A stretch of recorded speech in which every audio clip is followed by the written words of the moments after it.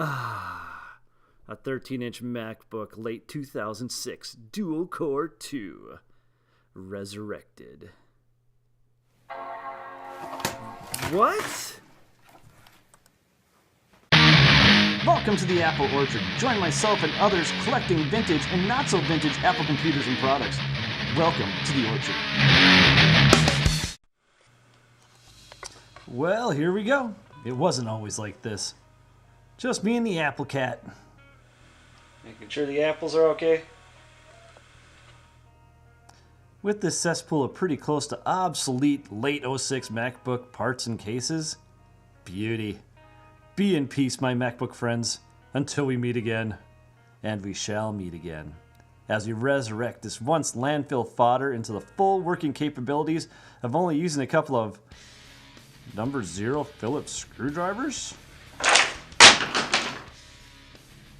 And none of those other proprietary pains in the... Well, our story begins about a month ago, in the grand month of July of 2016. I had placed ads around in social media looking for old, unwanted Apple products, and have had a great deal of luck helping people clean out their storage areas. In June, I received a message from a person that wanted to unload a couple of Power Mac Graphic G4s. Well, we agreed upon a price and actually had a smooth transaction. Well, about a month later, in July, he contacted me again about a friend who wanted to unload a few iMacs, and he sent me a picture of a couple of them. They were the white Intel dual-core Macs, a little too new for my taste, but I asked for more information anyways. Hey, I was curious. And luck have it, I just picked up the Mac OS 10.6 Snow Leopard retail disc a week earlier from a random Craigslist ad. And I had nothing new to use it on. But back to the story. Well, he said he had a few of these machines and he would like to get rid of. And I asked what his price was. And he said, come on out. I'll make it worth your time. I hope so. This guy was only about a 2-hour drive out in the middle of BFE. I could only wonder what I was getting into. So I agreed to meet at the seller's house, and when I got there, oh my God. He had iMac tonnage, Apple carnage everywhere. I wanted to cry. In a diesel-soaked mist of despair or happiness? I'm not sure what.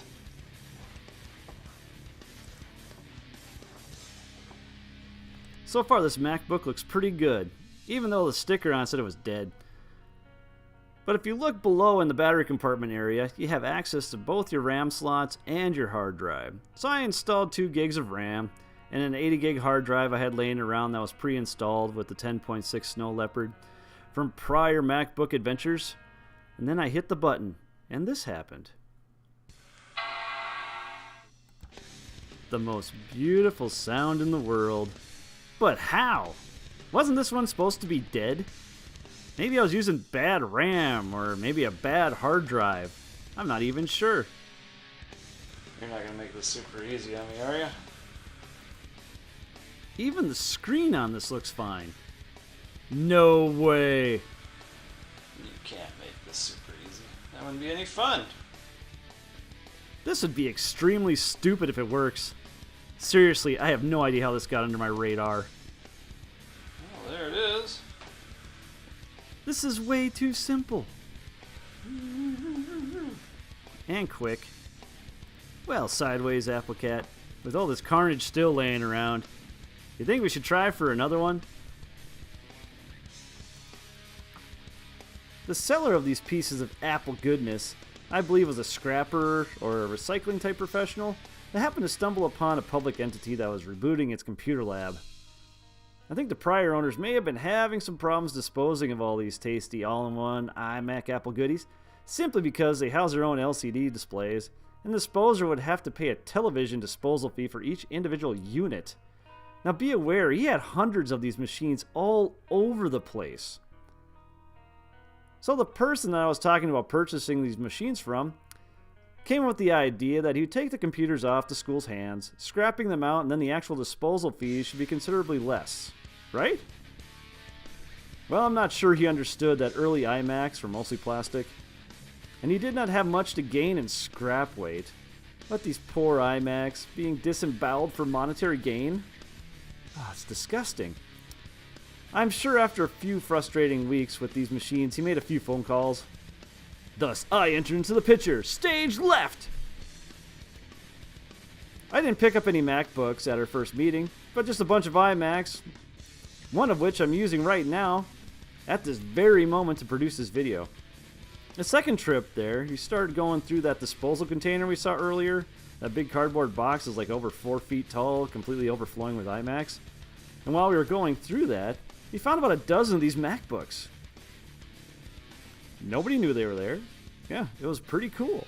And the seller was pretty cool about it. Obviously, he wanted some more money for these, but I explained how they didn't have the MagSafe power supplies, and they'd be somewhat expensive to replace, and we had no idea if they'd actually work. So he agreed upon a price, which was probably only double of what he could get for scrap metal out of them. And away we went. So, yeah, I got them real cheap. Lucky I had a power supply at home from an emotionally and physically damaged MacBook Pro I picked up earlier this year, and I started to plug them in one by one. Lo and behold, a few of the MacBooks started charging up. The second MacBook the Apple Cat and I are pulling together is a whole lot more complicated. Not impossible though. First, we had to take the screen off a dead MacBook and put it on a known working lower assembly and logic board. I could explain all the gory details, but the 8-Bit Guy has a fantastic video on how to disassemble a MacBook, and I'll leave a link to his video below. But here is one thing to note. All the screw sizes are different. I repeat, they are different. So please, if you try this at home, have a way to document and store these pieces of hardware in a way you can retrieve them later when you reassemble. I just use a weekly medication dispenser, and I make a drawing in a notebook of where all the fasteners go on the machine, along with where the fasteners are located in the medication dispensers. Next, you saw us finding a usable optical drive. Well, the one I'm using here came out of an obviously dropped MacBook, where the internal side rails were bent and kind of bent the entrance to the drive, but I tweaked it a little bit, and I think it looks as good as new. So after placing that in the proper area and connecting everything back together, lo and behold, we got the flashing light of no random access memory. RAM for short. Yeah, that is actually a very good sign. So I went ahead and installed 2 gigabytes of RAM. The last thing I had to do was put on a keyboard. This is fairly simple. All you gotta do is just plug it into the logic board, but the side rails also have a bunch of plastic little clips that need to go in there also. It's kind of an ingenious design of plastic and metal, where it makes these things just feel like tanks, even though they look like they should be a child's play toy. But just such high quality that goes into all these things. But here we go, we're plugging it in, and let's see what happens when we give the magic button a push.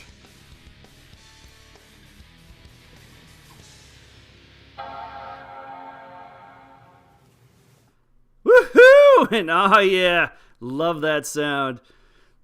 Now all I have left are some spare parts. Well, not even much of them anymore. Well, these MacBooks were sold from November of 2006 to May of 2007, basically 6 months. Wow.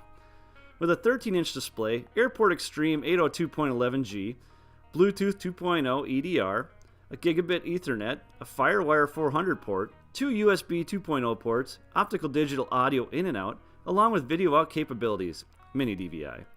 They run the Mac OS systems 10.4.6 Tiger to 10.7.5 Lion. I've installed the Snow Leopard 10.6.8, which I think works pretty well with these machines. The internals are a 32-bit architecture, which can run Windows XP 7. I think I saw people running Windows 10 on there. Well, the Windows 10 32-bit version. That should work. Maybe we should do that for a video for another time.